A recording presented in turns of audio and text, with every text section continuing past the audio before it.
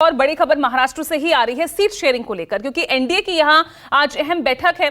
मुंबई में देवेंद्र फडणवीस के बंगले पर यह बैठक चल रही है। अब इस बैठक के लिए फडणवीस के घर अजित पवार पहुंच चुके हैं। बीजेपी प्रदेश अध्यक्ष चंद्रशेखर बावनकुले वो भी पहुंच चुके हैं। उम्मीदवारों के नामों की यहां पर चर्चा हो सकती है। फिलहाल सूत्रों के हवाले से यही खबर आ रही है, क्योंकि सीट शेयरिंग को लेकर पेच महायुति में भी फंसता हुआ नजर आ रहा है, क्योंकि अब चौथा जो साथी है राज ठाकरे के रूप में वो भी शामिल हो गया है। तो अब ऐसे में क्या सीट शेयरिंग का फॉर्मूला होगा? विनोद जगदाले लगातार हमारे साथ बने हुए हैं। विनोद, इस मीटिंग को लेकर क्या अपडेट? एक तरफ दिल्ली में बैठक चल रही है तो मुंबई में भी महायुति की बैठक। देखिए, महायुति की ये बैठक इसलिए अहम है क्योंकि जल्द से जल्द सीटों का बंटवारा होना जरूरी है। भारतीय जनता पार्टी ने राज्य में अपने 20 उम्मीदवारों की घोषणा कर दी है, लेकिन अजित पवार और एकनाथ शिंदे के खाते में कितने सीटें आती है ये देखना होगा। इसके लिए ये बैठक यहाँ पर चल रही है। हर सीट को जीतने के लिए हर संभव कोशिश यहाँ पर महायुति वहाँ पर कर रही है।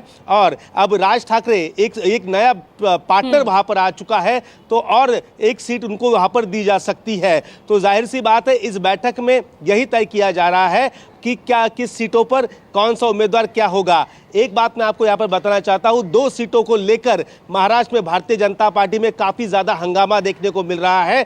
वो सीट है माड़ा लोकसभा। वहाँ पर रणजीत सिंह निंबालकर नाम के सांसद को वहाँ पर रिपीट कर दिया है, लेकिन उसके बाद भारतीय जनता पार्टी, उसके सहयोगी दल सभी ये कह रहे हैं कि वहाँ पर बीजेपी को हम हराएंगे। तो बीजेपी के लिए वहाँ पर मुश्किल है। दूसरी सीट सातारा लोकसभा है। सातारा लोकसभा में अब तक नाम जाहिर नहीं हुआ है भारतीय जनता पार्टी से, और वहाँ के जो छत्रपति शिवाजी महाराज के जो वंशज हैं उदयन राजे भोसले, उन्होंने तो कह दिया है कि मेरे पास तो टिकट बहुत है, पिक्चर का टिकट है, रेलवे का टिकट है, सिनेमा हॉल का टिकट है, बस का टिकट है, देखते हैं कौन सा टिकट मिलता है। तो उन्होंने अपने ही अंदाज में भारतीय जनता पार्टी को वहाँ जो सुनाना था वो सुना दिया है। तो भारतीय जनता पार्टी कोई रिस्क महाराष्ट्र में नहीं लेना चाहती। 40+ का नारा दिया है। कम से कम ज़्यादा से ज़्यादा 35 से भी ज़्यादा सीटें जीतने के लिए हर संभव कोशिश वो वहाँ पर कर रही है।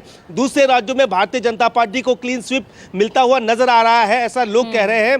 लेकिन महाराष्ट्र में लड़ाई जो है ना, वो लड़ाई यहाँ पर बहुत एकदम कह सकते हैं कि आमने सामने वाली हो चुकी है। महाविकास आघाड़ी की भी ताकत यहाँ पर अच्छी तौर पर उभरी है।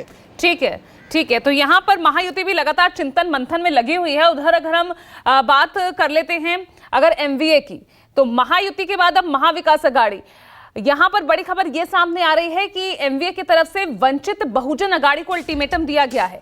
महाविकास आघाड़ी ने वंचित बहुजन अघाड़ी को सीट शेयरिंग पर शाम 7 बजे तक फैसला लेने के लिए कहा है। आपको बता दें कि प्रकाश आंबेडकर की वंचित बहुजन अघाड़ी को 4 सीटों का प्रस्ताव एमवीए की तरफ से रखा गया है। हालांकि ज्यादा सीटों की डिमांड यहां पर प्रकाश आंबेडकर रखते हुए नजर आ रहे हैं। इससे पहले अल्टीमेटम उनकी तरफ से बल्कि दिया गया था एमवीए को, लेकिन अब देखिए शाम 7 बजे तक क्लियर करें सीटों को लेकर जो भी रुख है प्रकाश आंबेडकर का। और ऐसे में अब 4 सीटों का जो प्रस्ताव एमवीए की तरफ से वंचित बहुजन अघाड़ी को रखा गया है, उस पर शाम 7 बजे तक जो पिक्चर है वो क्लियर करने के लिए एमवीए की तरफ से ये अल्टीमेटम शाम 7 बजे का दिया गया है।